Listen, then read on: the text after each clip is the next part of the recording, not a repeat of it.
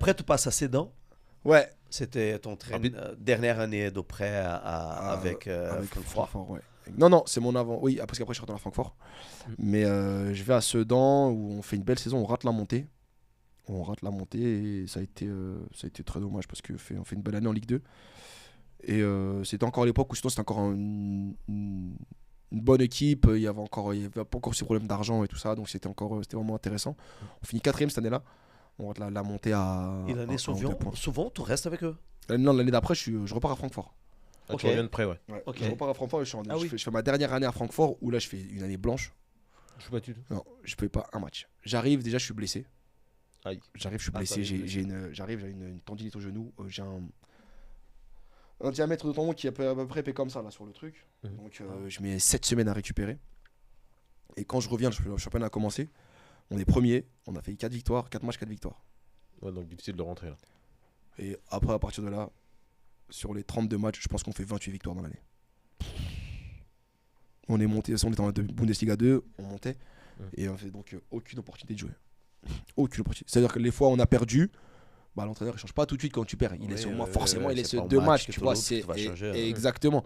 Donc tu perdais. Je me disais, allez, peut-être que le week-end prochain. Non, le week-end prochain, on remettait 5-0. Donc après, c'était plié. Quoi. Ouais, c'est marrant. Voilà. Donc je fais vraiment une Les année blessures. blanche. Voilà. Les blessures. Et c'est Ah, ça, ouais, hein, je suis revenu. Ça Parce va que te casser quand je la reviens- saison, quoi. Quand je reviens de blessure, on fait une opposition. À la fin de l'opposition, le coach il m'appelle. Il m'appelle tout de suite. Il me dit, mais moi je savais pas que je t'avais dans mon équipe. Je dis, bah, enfin, Tu fais une blague ou c'est quoi vous l'entraîneur en fait. C'est là, Bah oui. l'effectif du club est... Il me dit, en fait, il me fait appeler par. Parce qu'il y avait Karim Matmour qui jouait avec moi. Et donc Karim parlait très bien allemand, tu vois. Donc lui, il me traduit.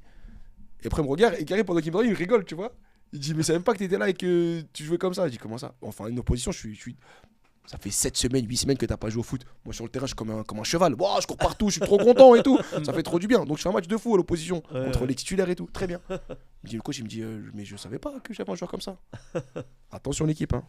Les 22 joueurs, donc les 22 joueurs de l'opposition, t'as 22 internationaux. En deuxième division allemande. T'as 22 internationaux. Ouais. Pas Brésil, machin et tout. Mais- Serbie, Monténégro, tu vois. Donc c'est des mecs, c'est ça, joue c'est au jouer au ballon. football. Autriche, République tchèque, tu vois, des très bons joueurs. Et donc voilà, tu joues pas. Tu sais pourquoi là, après, c'est en défense centrale, il y a un Brésilien qui font venir, qui était un bon joueur à l'époque, Anderson, et un Croate que j'ai toujours trouvé bidon, mais international. Il fait l'Euro 2012, je crois, je sais pas, l'Euro ou l'Euro 2012. Avec l'équipe nationale Croatie, je joue titulaire. Je dis, mais comment c'est pas possible? C'est moi, je suis aveugle, c'est pas possible. Non, mais franchement, c'était lourd, c'était grand, c'était gros, ça avait Bah, peut-être qu'ils avaient pas grand chose dans le. très moyen. Bon, la Croatie sort toujours des joueurs, tu vois. Mm. Après, ça reste la Croatie. La Croatie, il y a pas mal de business. C'est ça. Tu vois ce que je veux dire? Donc, on le sait très bien. On le sait. Non, bah, les joueurs croates, généralement, c'est des beaux joueurs, ils sont bons et tout. Et là, je me dis, non, lui, il peut pas, c'est pas possible. Après, tant mieux pour lui. Après, tu vois, quand tu trouves des fois si tu trouves les bons agents, les bonnes personnes, c'est toi qui vas te faire la meilleure carrière. Hein. Ouais. Ah oui, hein, ça compte peut- énormément. La petite pièce, ça peut Ça tomber compte du bon côté. ouais. Énormément. C'est vrai. Énormément. Donc Ah. voilà. Magnifique, magnifique. Et après, tu passes à... Tu changes beaucoup de Je clubs. change beaucoup de clubs. Après, Voilà. j'ai eu pris pas mal de claques, mais aussi parce que j'avais la tête dure. Ça veut dire que je supporte pas l'injustice, je supporte les mauvaises choses. Et un moment dans ma tête, dans ma vie, je me suis dit, si je suis pas content, je me casse. Tu vois, si je suis pas content, je rentre chez moi en fait. Et c'est ce qui est arrivé une fois ou deux. Et je supportais pas l'injustice, les mauvaises paroles du football où on va te dire oui, oui, oui, oui. Après, à l'instant T, tu sais pas pourquoi ça change de. Non. Ouais. Je supportais pas ça en fait. Et en fait, j'étais incapable de contrôler, de gérer mes émotions. Chose que je fais beaucoup mieux maintenant. Mais avant, non. Avant, je pouvais m'arriver, m'attraper le directeur sportif du club ou l'entraîneur et l'attraper et dire. Parce qu'en fait, je comprenais pas pourquoi.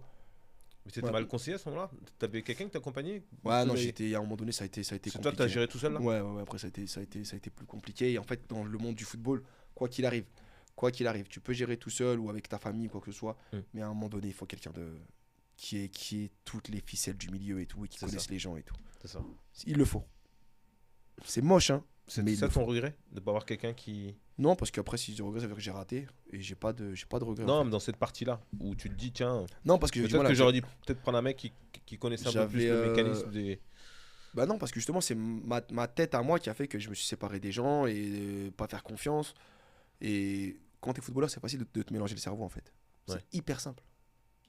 On vient de voir, on dit, il y a un tel qui te veut, un tel qui te veut, un tel qui te veut. Toi, t'as 18, 19 ans ou quoi, machin, tu pètes les plombs. Ouais. Pètes les plombs. Je dis, moi, l'année que je fais à Strasbourg ou on est en Ligue 2, je fais une saison de fou. Dans la tribune, t'avais le Real, t'avais les Milan AC, t'avais l'Inter qui venait au match, tu vois.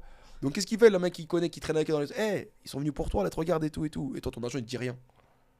Tu me pourquoi cet agent me dit ça alors que lui, il me dit rien.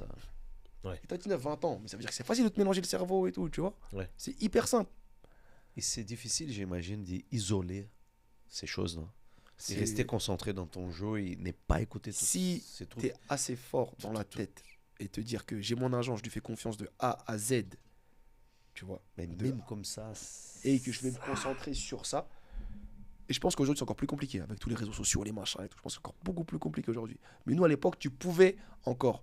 S'il y avait des sollicitations, tu pouvais les laisser passer. Aujourd'hui, un club qui suit un joueur, on le sait tout de suite. Tu vois, c'est. Ouais, c'est direct. C'est direct. Ça se parle direct. Et le truc, c'est qu'un joueur, s'il n'est pas prêt mentalement à ça, il peut péter les plombs. Il peut péter les plombs.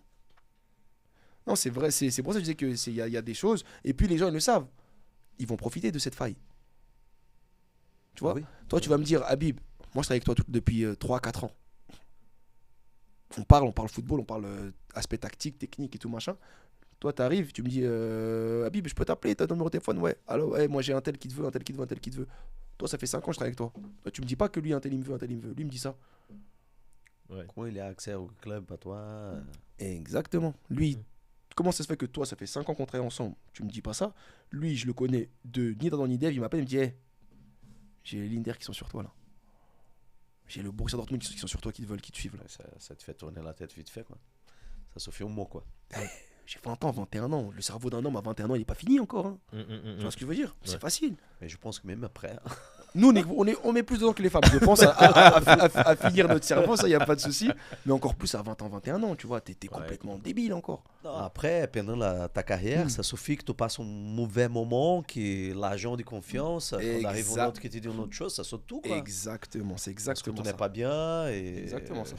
Donc voilà, c'est pour ça qu'après, ça a été un peu.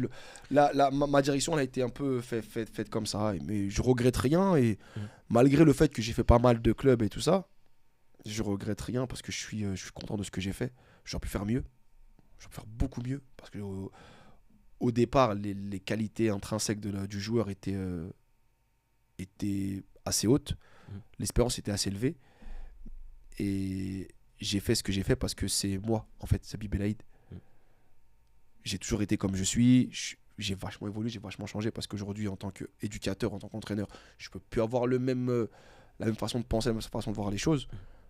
Mais quand tu es à l'intérieur du game, comme on dit là, j'ai fait ce que j'avais à faire parce que c'était comme ça que je voyais les choses en fait. Ouais, c'est différent. Tu vois ce que je veux dire? Et ça, j'ai peut-être raté, mais non, parce qu'en fait, t'es croyant et tu vas là, c'était ma destinée.